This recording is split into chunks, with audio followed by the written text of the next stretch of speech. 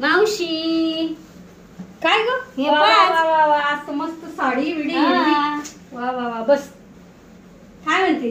छान दिसते का हिरव्या साडीमध्ये तू? हा बाई, ते बायांचा हल्ली फॅड आलेले नाही का, नवरात्रात नवरंगाच्या साड्या घालायच्या.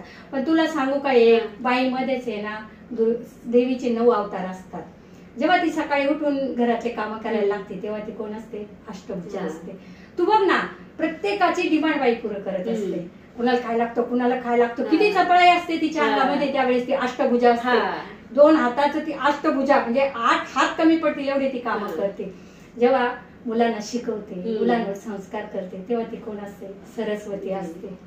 आणि जेव्हा ती हे करते ना, मुलांवर संस्कार करताना ती सरस्वती असते. जेव्हा घरावर काही संकट येतं ना, तेव्हा ती कोण असते? पार्वती असते. सगळं संकट स्वतःवर घेते आणि घराचा खंबीर आधार बनते बाई.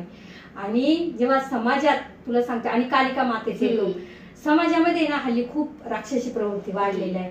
तो बाईनं स्वतःतली कालिका जागृत करायला पाहिजे. जेव्हा आपल्यावर आपली कोणी छेड काढतं किंवा आपल्याला त्रास देते किंवा त्याची वाईट नजर आहे, त्यावेळेस बाईने ना तिच्यातली कालिका जागृत केली पाहिजे आणि त्या राक्षसाचा जागीच नायनाट केला पाहिजे, त्याला ठेचून काढलं पाहिजे.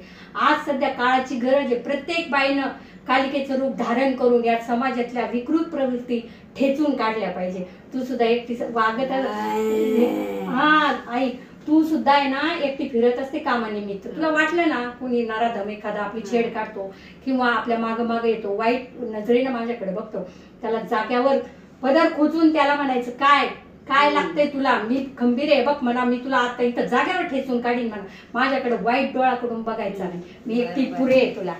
काय? हा